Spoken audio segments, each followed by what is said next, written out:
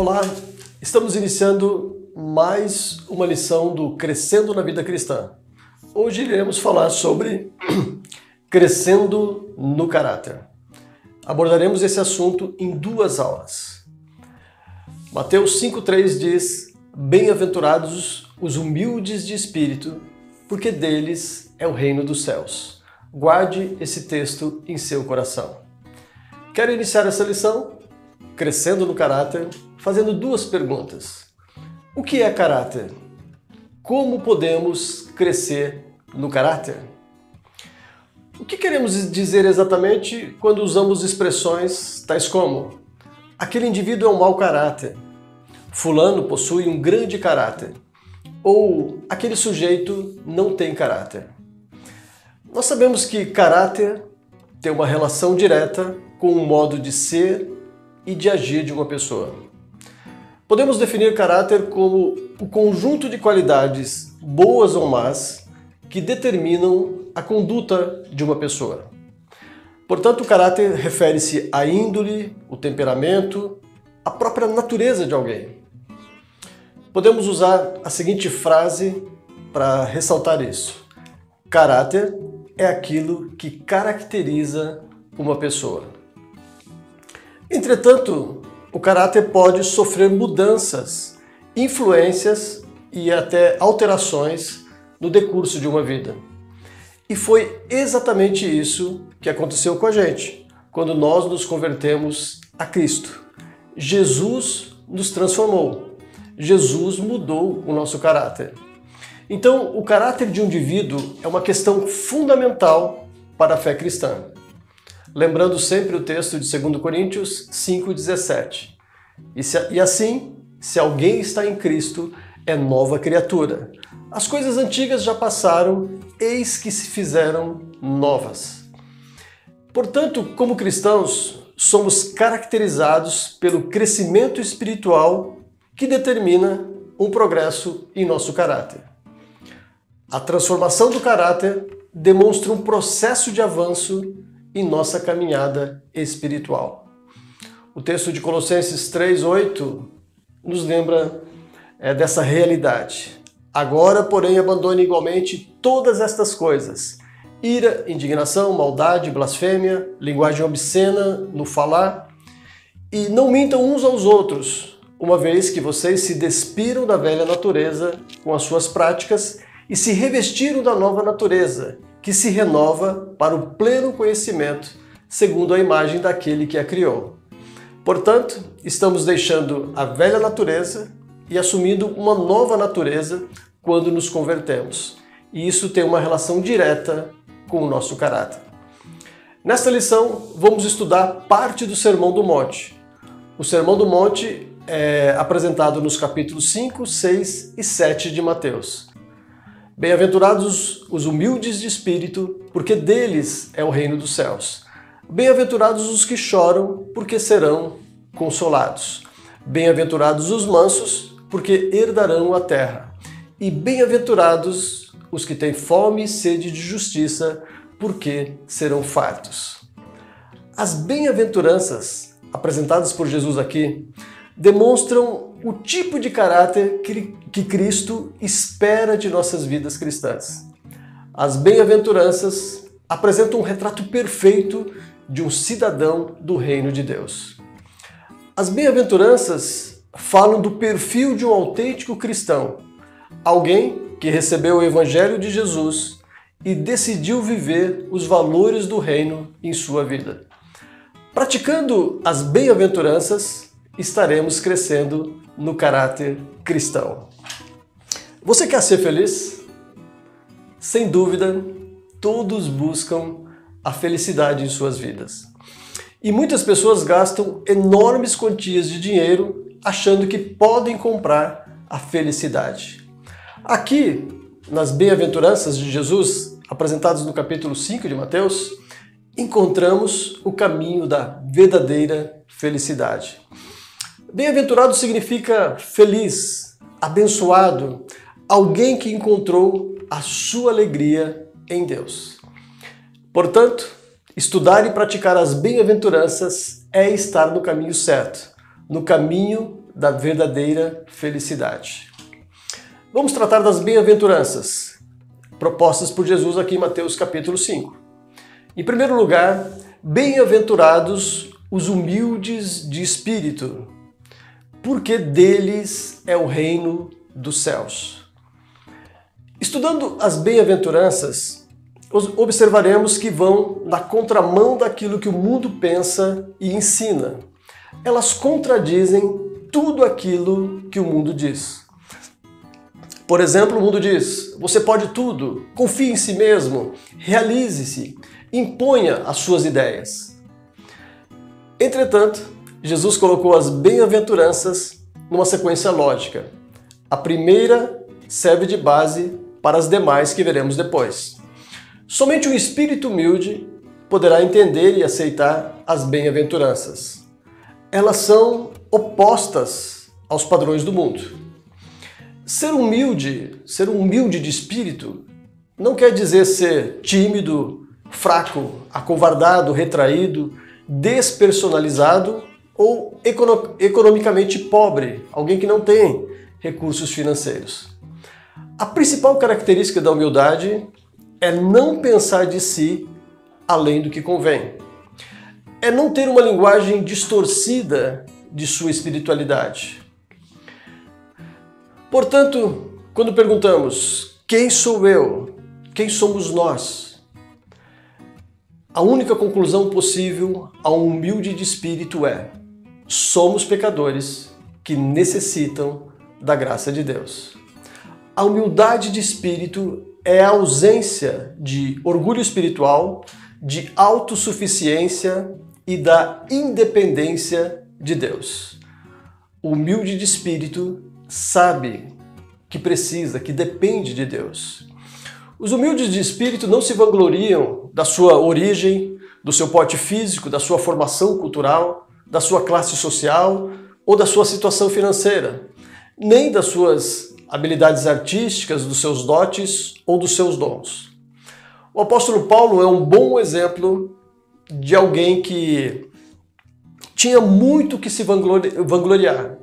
Quando olhamos para o currículo de Paulo, apresentado lá em Filipenses capítulo 3, nós vemos um currículo de alguém que poderia ter muito em que se vangloriar ou bater no peito. Mas Paulo considerou tudo isso como perda quando conheceu a Cristo. Quando você é humilde de espírito, você reconhece a sua pobreza interior, sente que nada é e que nada tem e que depende totalmente da graça de Deus e de sua infinita misericórdia. Sem a humildade de espírito, não é possível entrar no céu. Quando um cristão reconhece que lhe falta essa humildade de espírito, ele precisa deixar de olhar para si mesmo e passar a olhar para Jesus. Lembre-se que Jesus, sendo Deus, se esvaziou e assumiu a forma de servo. Filipenses 2, 6 a 7. E Jesus, sendo igual a Deus, deixou a casa do Pai, tornou-se homem, identificou-se com os abatidos e contritos, sem deixar de ser Deus. E sempre dizendo: nada faço por mim mesmo. Olhando para Jesus, nós sentiremos nossa pobreza de espírito e nos voltaremos para Deus. A segunda bem-aventurança que iremos tratar é: bem-aventurados os que choram. Mateus 5,4. Bem-aventurados os que choram, porque serão consolados. Será verdade que as pessoas que choram são felizes? Às vezes podemos chorar de alegria quando estamos diante de algo que nos emocionou grandemente.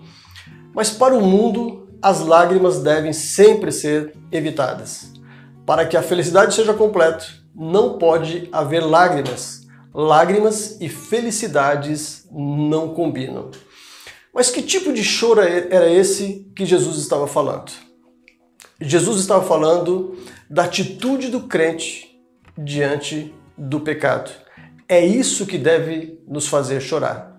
O choro entrou no mundo pelo pecado e é por ele, pelo pecado, que devemos chorar. Jesus chorou pelo pecado dos outros, mas nós devemos chorar pelos nossos próprios pecados e pelos pecados de toda a raça humana. A segunda bem-aventurança é consequência da primeira que estudamos antes. Os humildes de espírito devem chorar. Só quando nos tornamos humildes de espírito é que poderemos reconhecer e chorar pelos pecados. Para essa bem-aventurança também há uma promessa, porque serão consolados.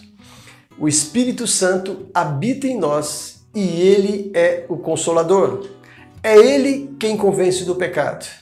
O reconhecimento do pecado, o verdadeiro arrependimento e a fé em Jesus Cristo transformam a tristeza em grande alegria e em gozo. Estamos falando aqui do consolo que vem com a salvação em Cristo. Ao anoitecer pode vir o choro, mas a alegria vem pela manhã. Salmos 35. O consolo do bem-aventurado é a alegria daquele que se sente salvo em Cristo. Para viver essa experiência, leia, estude e medite na palavra. Ore a Deus e peça a Ele a revelação dos seus pecados. Arrepende-se desses pecados, chore por eles e sinta-se depois consolado pelo Espírito Santo. Em terceiro lugar, bem-aventurados os mansos. Mateus 5:5. Bem-aventurados os mansos, porque herdarão a terra. A palavra manso aqui quer dizer domesticado, dando a ideia de um cavalo que foi amansado. Antes de ser domesticado, o cavalo novo é bravo, dá saltos, pinotes e coices. Mas quando se submete ao amansamento, torna-se pacato, pacífico, sereno, tranquilo, dócil, até mesmo a ponto de permitir que crianças façam montaria nele. Somente quando nos tornamos humildes de espírito e choramos por nossos pecados é que poderemos exercitar a verdadeira mansidão. E somente o jugo de Cristo pode nos amansar. A mansidão não é sinônimo de fraqueza, como muitos poderiam pensar. Pelo contrário, mansidão é a suavidade dos fortes. É quando o forte consegue manter a sua força sob controle. Sendo assim, Jesus é o maior exemplo de mansidão, um exemplo perfeito. Jesus podia dizer como ninguém: sou manso e humilde de coração. Mateus 11:29. As duas primeiras bem-aventuranças tratam de atitudes para com Deus e para consigo mesmo. Essa terceira atitude, a mansidão, trata de nosso relacionamento com Deus e com o próximo. Precisamos agir com mansidão em nosso relacionamento com as outras pessoas. Nós seremos mansos quando nos tornarmos pacientes, longânimos, sem um espírito vingativo ou uma atitude de retaliação diante das ofensas recebidas. Moisés é um grande exemplo de mansidão lá no Antigo Testamento. Só que quando iniciamos a história de Moisés, partindo de Êxodo, no capítulo 1, nós vemos que Moisés matou um egípcio quando ele tentou visitar o seu povo e verificar a situação em que o seu povo, os hebreus, viviam. Ele age tentando defender um hebreu e acaba matando um egípcio. Isso culminou em sua saída do Egito e Moisés vivenciou anos e anos no deserto. Quando depois chamado por Deus para ser o libertador da nação de Israel, Moisés já era um homem moldado por Deus, transformado pelo seu relacionamento com Deus. A tal ponto que em Números capítulo 12, no verso 3, nós encontramos a expressão de que Moisés era um homem muito manso, mais manso do que todos os outros homens da terra. Aqui nós vemos que a mansidão de Deus foi trabalhado na vida de Moisés, um homem que começa com um histórico de assassinato no início da sua carreira.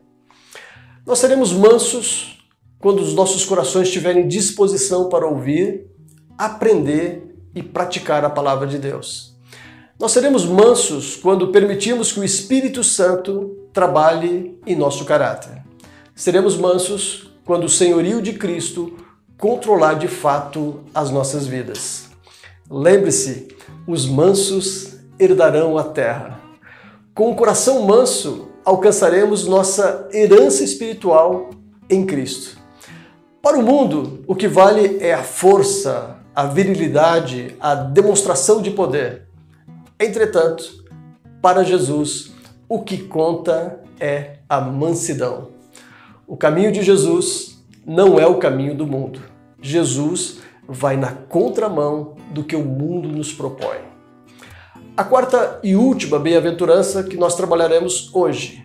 Bem-aventurados os famintos e sedentos por justiça. Mateus 5:6. Bem-aventurados os que têm fome e sede de justiça, porque serão fartos. Interessante lembrar aqui que fome e sede são necessidades diárias que precisam ser satisfeitas. Podemos falar aqui de 3 tipos de justiça diferentes: uma justiça legal, uma justiça moral e uma justiça social. O que é a justiça legal? É estar em paz com Deus. É não estar separado de Deus por causa dos nossos pecados.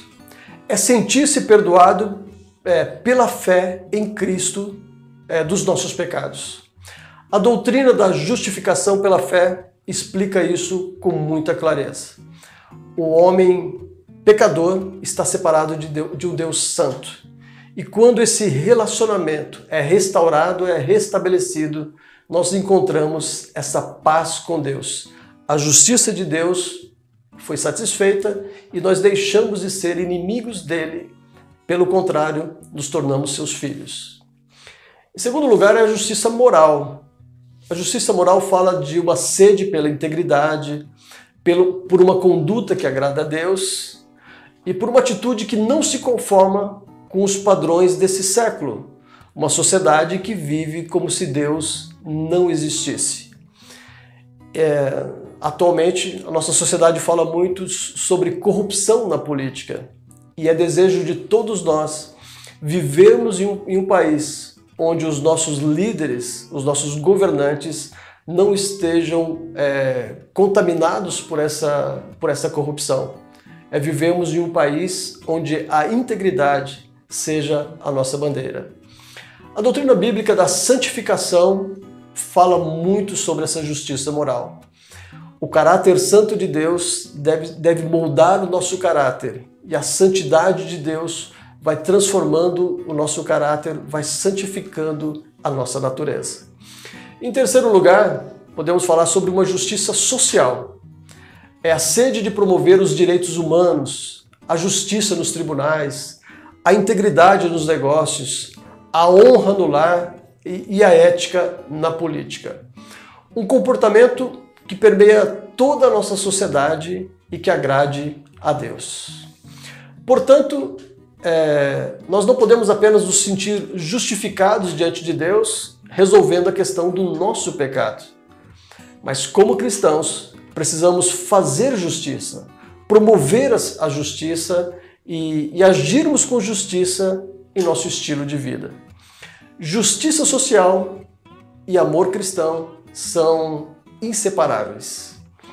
Para o dicionário Aurélio, justiça é a virtude de dar a cada um aquilo que é seu. Justiça é a promoção dos direitos humanos. Concluindo, deixo a frase do escritor Jaime Camp. Feliz o homem que tem um profundo desejo de andar nos caminhos de Deus e viver pelos princípios da sua palavra, porque, como um homem morrendo de fome e sede, ele será totalmente satisfeito. Feliz o homem que age com justiça no lar, nos negócios, no trabalho, nos estudos, na igreja e com o próximo. Você tem fome e sede de justiça?